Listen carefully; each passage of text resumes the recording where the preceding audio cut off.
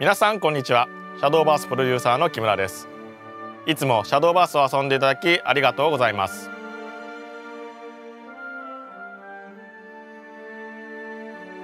シャドーバースネクスト、この配信ではサイゲームスから配信中のスマートフォン PC で遊べるデジタルカードバトルシャドーバースの次なる新展開をネクストとしてお届けします。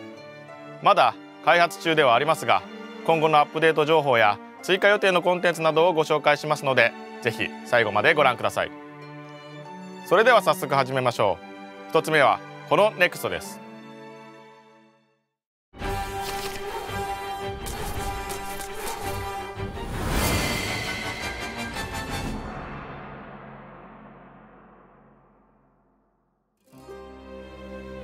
1つ目はデッキ構築戦のネクストです。第7弾カードパックリリース予定の12月末の大型アップデートで、デッキ構築戦に新たなフォーマットが追加され、遊び方を選択できるようになります。今までの遊び方をアンリミテッドフォーマット、新しく追加される遊び方をローテーションフォーマットと言います。それぞれ説明していきます。ネクスト。まず追加されるフォーマットローテーションについて説明します。ローテーションは今までと異なる新しいフォーマットです。最新5つのカードパックと一部のプライズカードが使用可能となります。常に新しいカードパックでデッキを構築するため、競技的にも健全でフレッシュな体験が可能となるでしょう。またシャドーバースをこれから新しく始める方、始めたばかりの方にとっても参加しやすいフォーマットになると考えています。現在シャドーバースでは9月28日にリリースされた第6弾カードパックスター・フォージド・レジェンド精神の伝説まででカード総数が900種類を超えます。さらに第7弾カードパックが配信されると1000種類を超えます。そのため今までシャドーバースをやったことがない方でも気軽にゲームを始めやすい新しいフォーマットが必要でした。今回追加される新フォーマットローテーションでは、最新5つのカードパックと一部のプライズカードのみの使用となるため、約500種類程度のカードのみでデッキを構築することとなります。使用カード枚数が絞られるため、ゲームを新しく始める方でも覚えやすく、プレイを始めやすいフォーマットとなるでしょう。次にもう一つのフォーマットアンリミテッドについて説明します。アンリミテッドはこれまでと同様に全てのカードが使用可能なダイナミックなフォーマットです。しかし皆さんにより楽しいゲーム体験をしていただけるよう、アンリミテッドでは今後ゲーム環境のバランスを取るために1枚制限カードや禁止カードの導入も検討しています。どのようなカードが1枚制限禁止されるかは今後皆さんのプレイを見せていただきながら、より楽しいゲーム体験をできるように調整していく予定です。ローテーションとアンリミテッドについてさらに詳しく説明していきましょう。2017年11月現在ではリリースされているすべてのカードが使用可能です。今後第7弾カードパックがリリースされ、新フォーマットが追加されると、ローテーションでは第3弾カードパックライズ・オブ・バハムート降臨から最新となる第7弾までの5つのカードパックが使用可能となります。アンリミテッドでは第1弾となるスタンダードカードパックから第7弾までのすべてのカードパックが使用可能です。その後第8弾カードパックがリリースされると、ローテーションでは第4弾カードパックテンペスト・オブ・ザ・ゴッズ神々の騒乱から第8弾までの5つのカードパックが使用可能となります。アンリミテッドでは第1弾となるスタンダードカードパックから第8弾までのすべてのカードパックが使用可能です。このようにしてローテーションでは常に最新の5つのカードパックに絞ってデッキを構築してプレイ、アンリミテッドでは1枚制限禁止カードを除くすべてのカードを使用してデッキを構築してプレイするフォーマットとなります。ローテーションが追加された後のランクマッチについてご説明いたします。新フォーマットローテーションが追加される際に、現在アンリミテッドのランク BP マスターポイントがローテーションにコピーされ、同じ値で遊び始めることができます。その後アンリミテッドで遊べばアンリミテッドに、ローテーションで遊べばローテーションにそれぞれのポイントが加算されていきます。またグランドマスターですが、ローテーションとアンリミテッドの両方のフォーマットでそれぞれグランドマスターになることができます。なお報酬についてですが、グランドマスターの報酬はそれぞれのフォーマットで獲得することができます。累積 BP 報酬はローテーションとアンリミテッドの累積 BP を合算した BP で報酬を得ることができます。以上のように今までと同様に全てのカードを使用してデッキを構築するダイナミックなプレイができるフォーマットアンリミテッド、そして最新5つのカードパックのみのカードでデッキを構築する新しいフォーマットローテーション、この2つのフォーマットになることによってシャドーバースを今まで遊んでくださっている方も、これからシャドーバースを知り新しく遊んでくださる方も、どちらの方でも楽しめるようなゲームを配信してまいります。そして新しいフォーマットローテーションが追加されるため、今後の大会でもローテーションの大会を追加していきます。現在開催を予定している大規模大会の一部をご紹介します。NEXT。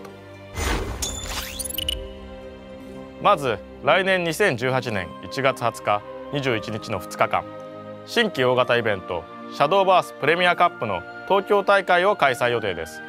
こちらはアンリミテッドフォーマットの大会です。次にレイジ2018スプリング、こちらはローテーションフォーマットの大会で2月に予選を行い3月に決勝を行います。また2018シャドーバース台湾オープンスプリングシリーズとして台湾にて大規模大会の開催を予定しています。1月から2月にかけて予選を行い3月に決勝を行います。フォーマットは未定です。今後は新フォーマットのローテーションと今まで通りのプレーとなるアンリミテッドの両方の大会を開催していき、どちらのフォーマットも盛り上げていきます。大会の詳細は後日ツイッターなどでお伝えしていきますので、ぜひお楽しみにお待ちください。続いてはこのNEXTです。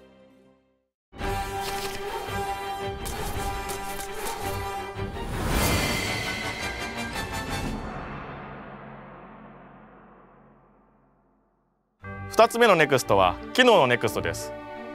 このNEXTではゲーム内の追加コンテンツ情報をお伝えします。早速ご紹介していきましょう。NEXT。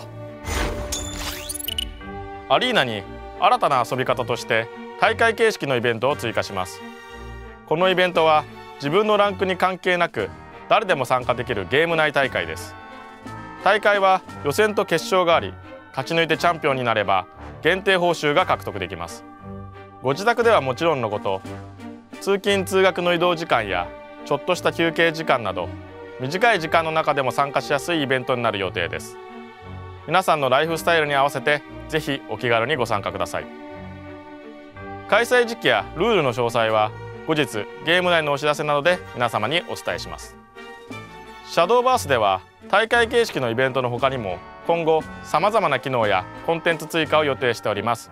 皆様ぜひご期待ください。さて最後に皆様に重大なお知らせがあります。こちらの映像をご覧ください。どうぞ。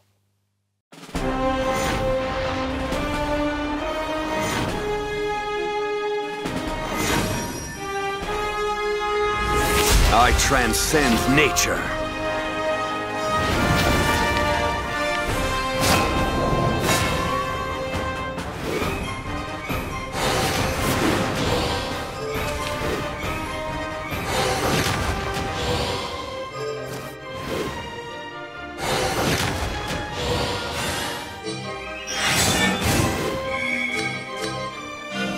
You're through!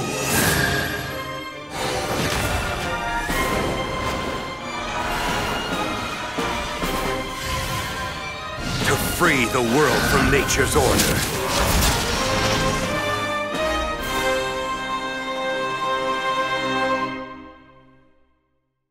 今ご覧いただいたのは新リーダーユアンと新クラスネメシスの紹介映像です。今までシャドーバースには7つのクラスがありました。そしてこの度8つ目のクラスを追加することとしました。新しいクラスを皆さんにご紹介できることを私も大変嬉しく思います。それでは早速新リーダーユアンと新クラスネメシスについて詳しくご紹介していきましょう。NEXT。